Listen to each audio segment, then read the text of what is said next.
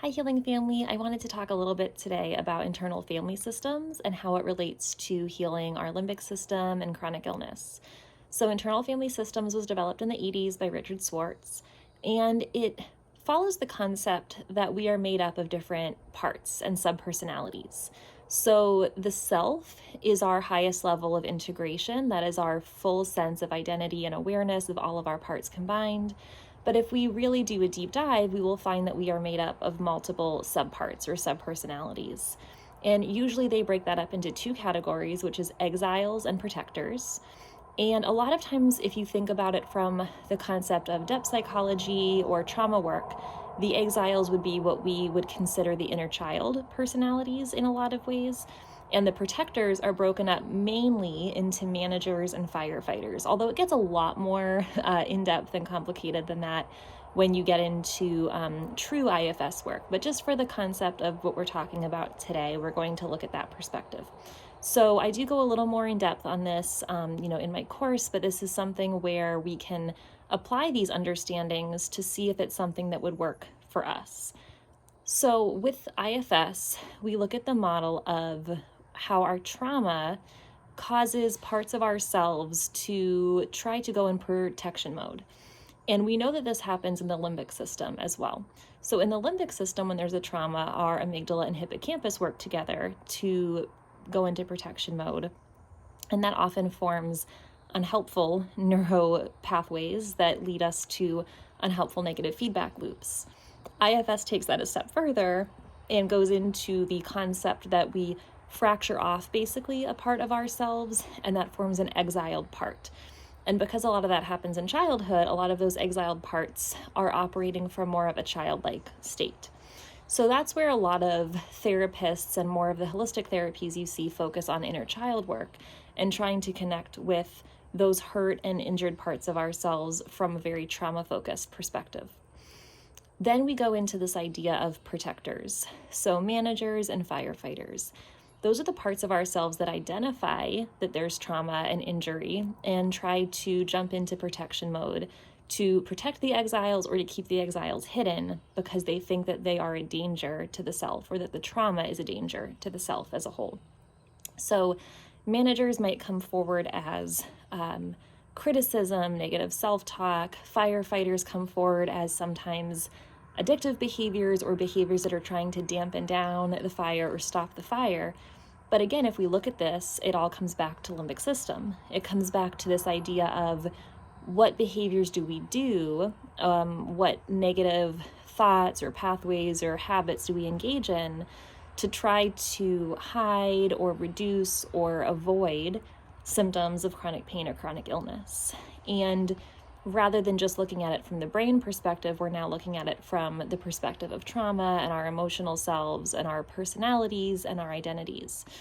So how would we look at an example of this? Maybe one example could be, as a child, if you experienced shame around having your needs met. So we might want to look at a case where a child in a large family was not given the care that they needed, so they were taught to shut down their emotional needs and not cry and not ask for anything. That person, that subpersonality, is going to fracture off as that child who is hiding and shameful and fearful to bring up that they need anything whatsoever. So they're always shoving down what they need. They don't talk about it. They don't ask for help. Later on, as we go through life, there's going to be other parts that step forward to try to keep that need at bay. So a manager part might step forward and become very proactive in aggressively getting needs met for themselves rather than asking for help. And they might take on roles of being very type A and perfectionist, or being very aggressive, or taking what they need rather than asking for it, or just shutting down and feeling a lot of shame around asking for help and therefore becoming very stoic and very shut down to emotion. Whereas a firefighter part might come out, and every time there's a need, the firefighter is so quickly wanting to extinguish the uncomfortable feeling that it could lead to a cycle of addiction. So every time a need comes up, rather than trying to meet it in a healthy way, the firefighter part is looking to just shut that need down instantaneously. And so they're going to reach for whatever is quickest and easiest, and that could lead to some sort of addiction cycle.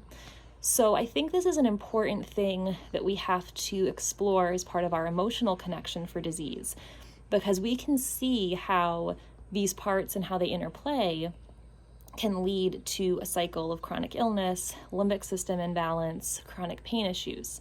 So maybe someone with these issues later in life, you're going to see a development of, I never got my needs met as a child, so then I led to becoming very type A and perfectionist, so that I never had to worry about anyone else meeting those needs.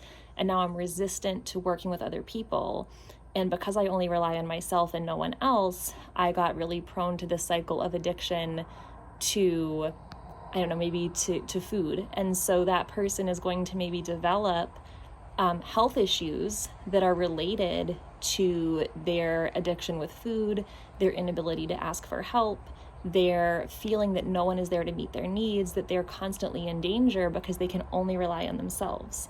So if we see the hippocampus, which is responsible for memory and is responsible for kind of activating or toning down the amygdala's response to threat, the hippocampus is storing negative memories and negative emotions that were not safe.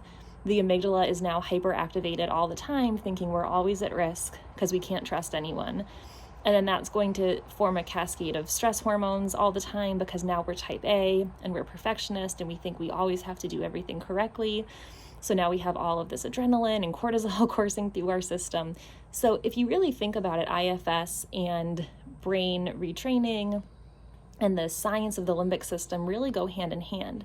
And you can see how someone who has formed a pattern of multiple managers and has exiles that are trying to make themselves known, and firefighters who are engaging in maladaptive behaviors to feel safe, this is all linking together to form the perfect storm of a limbic system injury or limbic system imbalance.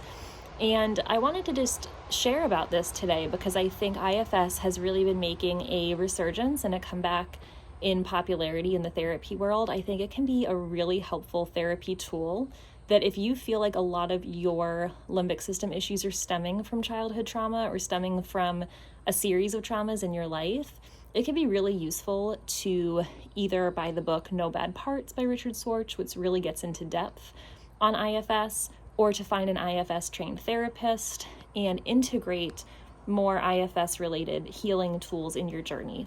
Because I do strongly believe that if we can resolve some of these emotional traumas, then over time it will help us to heal our physical illnesses and traumas.